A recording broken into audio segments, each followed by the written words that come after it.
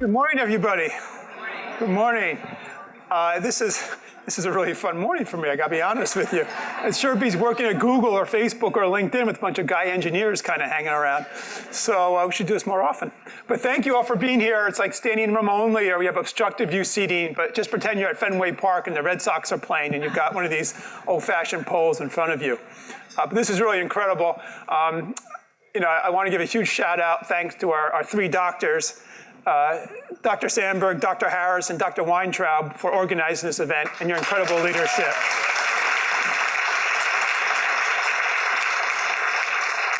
Michelle called me the leader of this organization, but if you did an org chart, I would be somewhere on the third or fourth layer below in terms of impact. It's really this incredible team that we have surrounding us, whether it be board members or staff or our alumni and our kids that are really driving this organization forward.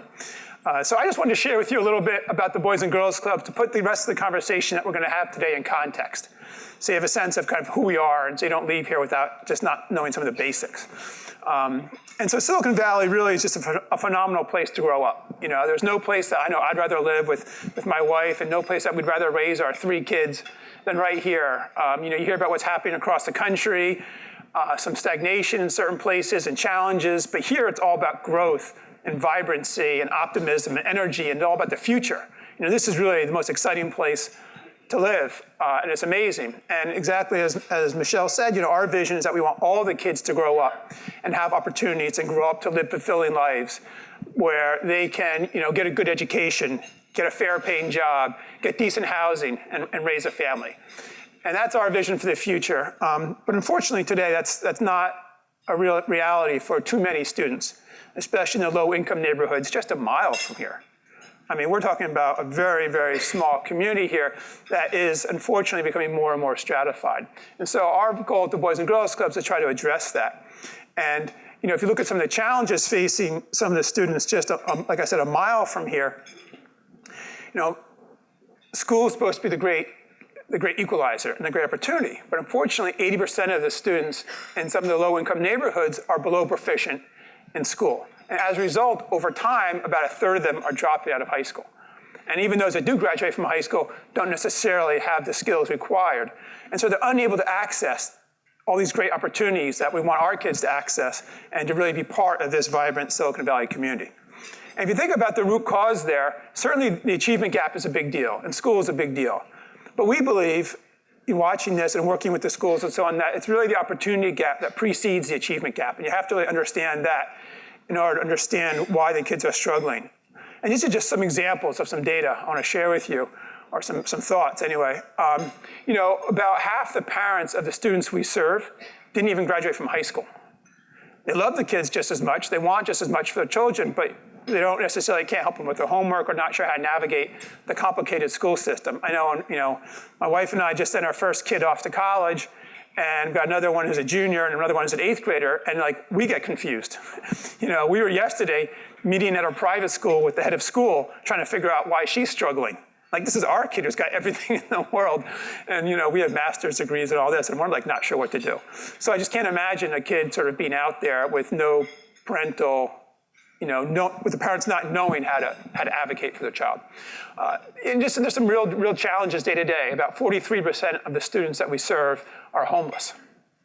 Now, it doesn't mean they're on the streets, but it means that they are living very, very typically 3 families per house, sometimes 4 families per house. That's how are able to live in this area with the incredible cost of living. So that's just the reality. That's not hyperbole or anything. I mean, that's just the reality. And so they don't even have a quiet place to do their homework or to study. And then there's the whole idea of social capital. And some of these families have not graduated from high school, being immigrants, new to the area, don't have the social capital. And that's something I think that often gets overlooked or underemphasized of what it takes to be successful as a young adult, is leveraging your social capital, leveraging your parents' social capital, understanding what it takes to become successful. And a lot of our students don't have the opportunity.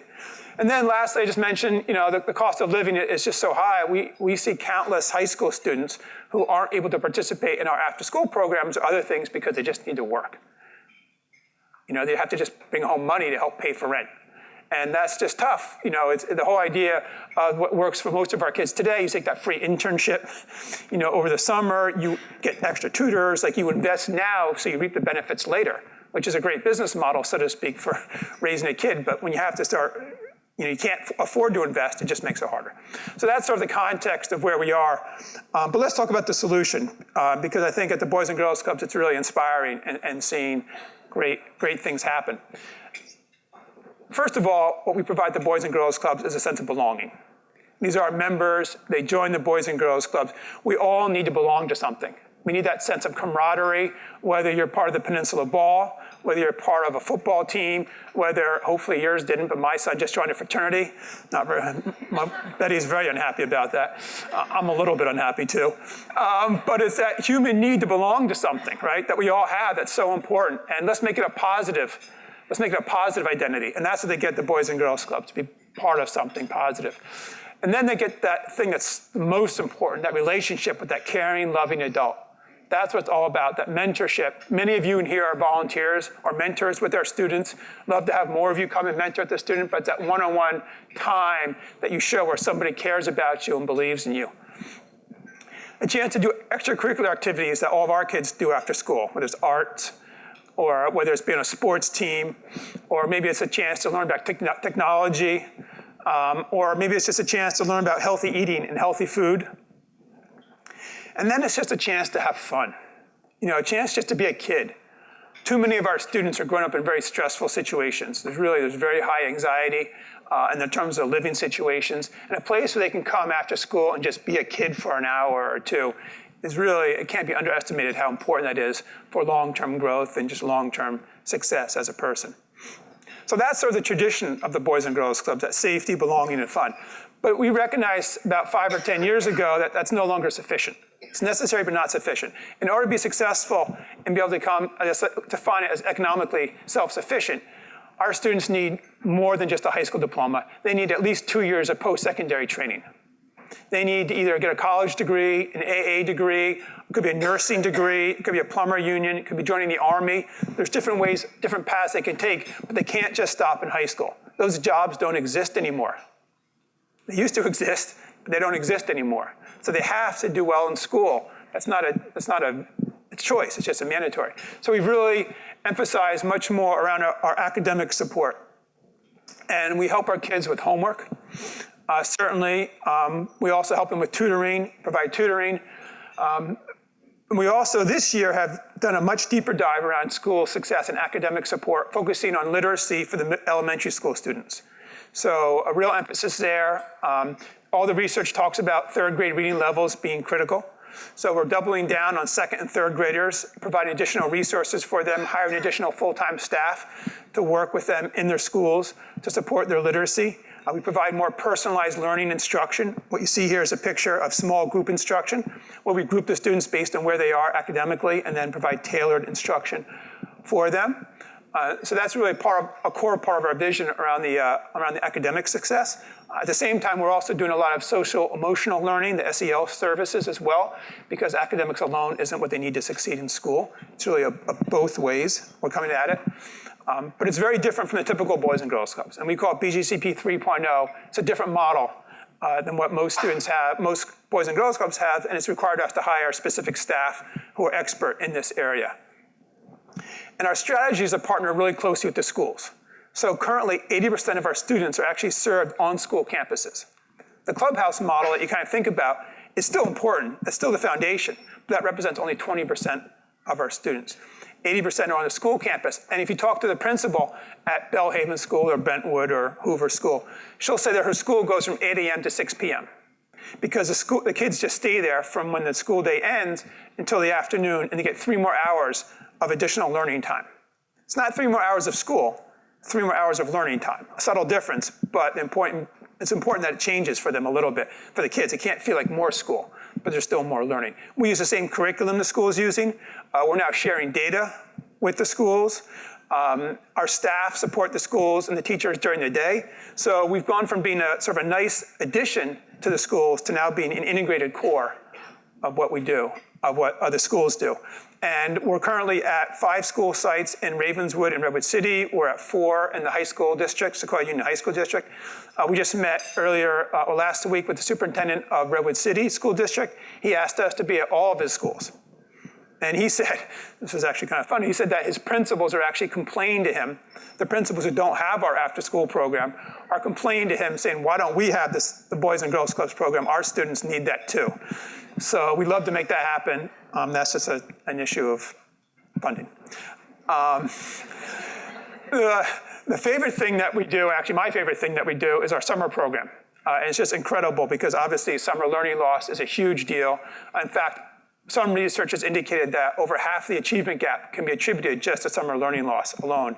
I know that my kids are doing amazing summer programs. I'm sure yours are as well. But a lot of our kids, without the Boys and Girls Clubs, are basically going to be hanging out at home and not doing anything. I mean, these programs are crazy expensive.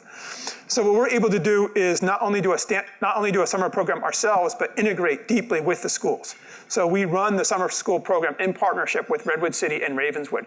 The kids get 3 hours of core academic instruction in the morning from certified teachers, whether it's math and literacy and science. And then what's so incredible about that is not only do they have a certified teacher, but they get our staff as well, who's typically a community college student or alumni. And then we have these incredible high school volunteers who come, and I don't know if any of your kids here have been high school volunteers. I know there are a couple. I saw Sarah, I know at least, okay, we have a bunch. And we have these high school volunteers who come, and our students end up getting a ratio of 5 to 1. So they have this very intense small group instruction, really tailored to where they are. And then research, or our data shows that 90% of them avoids, actually 94%, avoid summer learning loss. 80% of them make summer gains. So it's really a phenomenal example of how we're supporting our kids, their academic needs. In addition, how many of your kids here have done Camp Galileo, Camp G? Can I see a show of hands? I'd be surprised if not every hand goes up. All 3 of my kids did Camp G, and the first time my kids went there, I was like, this is amazing. We have to do Camp G at the Boys and Girls Clubs. We have to get it there. So we have a partnership with them now where they teach our staff and provide the curriculum, and we run Camp Galileo for our students on our campus in the afternoons, learning about enrichment and the innovator's mindset. So that's a summer program. It's just phenomenally successful. And as a result of the summer program and the after-school program, our kids are getting an extra 700 hours of learning time a year, which is a 60% increase over what they get during the school day alone.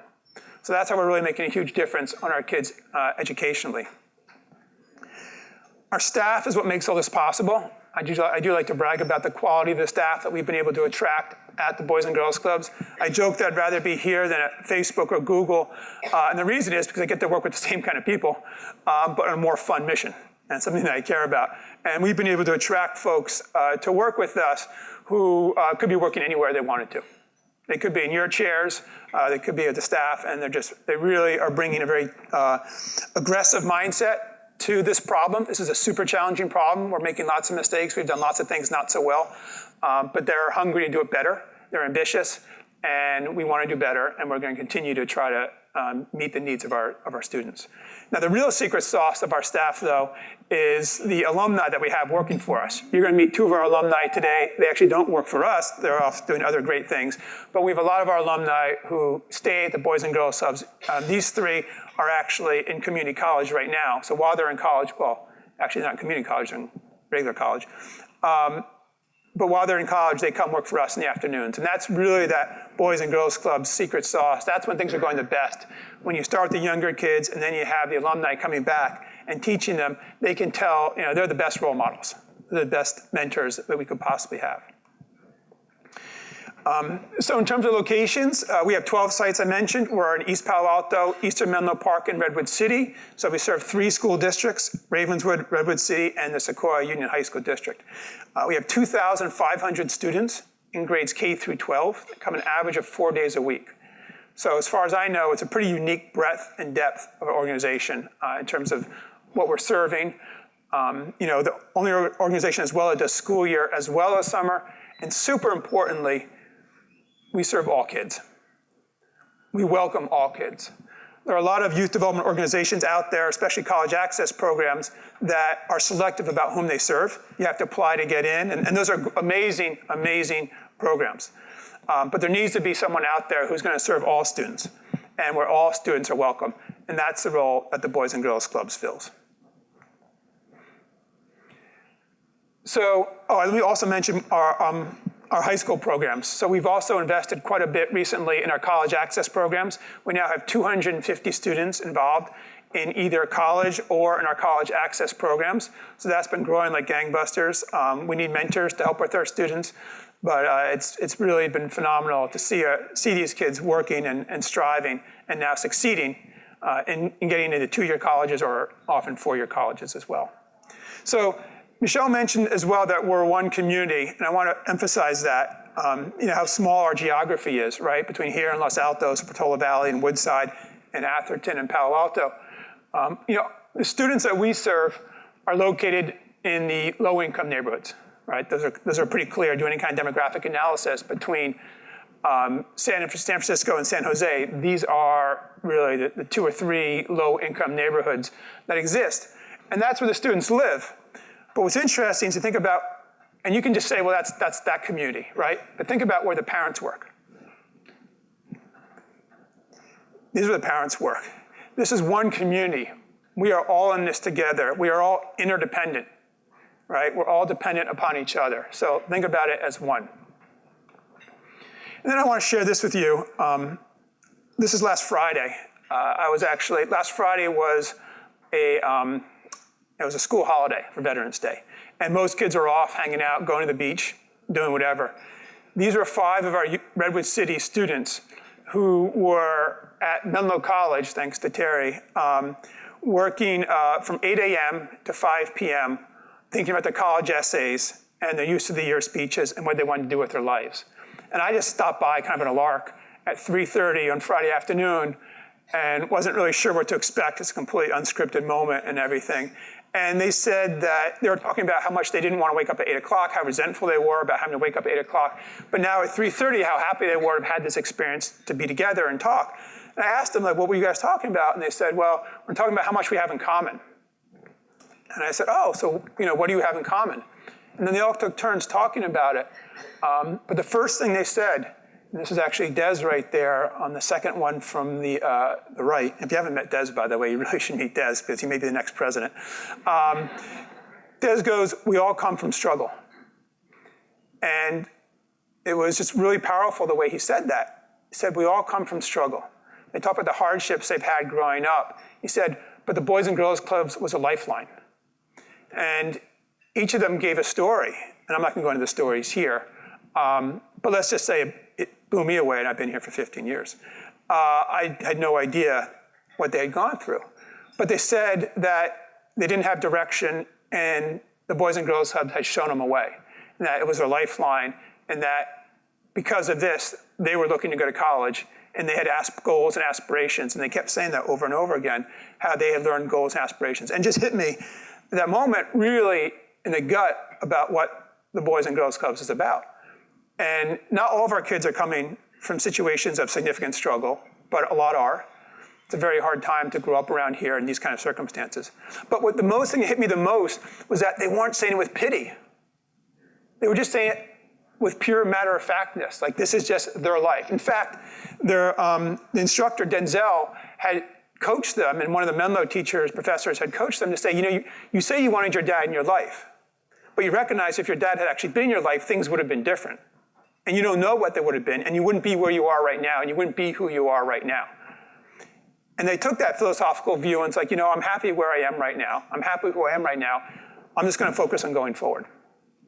And there was no anger. I mean, obviously, I won't,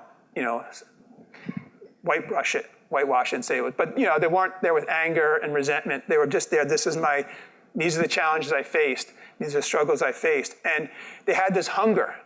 It's optimism to do better. And that's really the essence of what these kids are that we serve. They may come from struggle, but they want to do better. The two students that I heard specifically speak, but they were in a really dark place when they came to the club. They were really needy. And the only path they could see was a path, in Des's case, of his older brother who was robbing houses and was now in jail. It was the only path he saw. But he came to the club because he wanted a light. He wanted someone to show him a light, a way to go. And we don't do anything for our kids. This is not a charity at the Boys and Girls Clubs. This is about providing a light to a different path. This is showing them, hey, you can actually go here instead of there. You don't have to go there. Here's another way. You can go to college. You can do another thing with your career, and we're gonna help you by providing you with the opportunity, and we're gonna be there to guide you, just like I guide my own 3 children, but not do it for you. And just that sense of empowerment was incredibly powerful. So I just wanted to share that with you. And the last thing I want to share with you, as you hopefully think about getting more involved in the Boys and Girls Clubs, is time is our scarcest resource. And the most important thing any of us make in our lives is, what do we do with our time? And I've been incredibly fortunate over the last 15 years to have the opportunity to work at the Boys and Girls Clubs, to use my time to provide opportunities for the low-income students in our neighborhood, in our community. And it's been incredibly rewarding, and I'm just deeply, deeply appreciative of that. And none of us know how much more time we have. None of us know what the future holds. But I guarantee you that if you get involved with an organization like the Boys and Girls Clubs and get involved with these kids and work to help others, I guarantee you, you'll never regret it. And helping others is certainly the straightest path to a more fulfilling life. So I urge you to really get involved, join Team BGCP, and together in partnership with our shared values, let's make our community a great place for all kids to grow up. So thank you.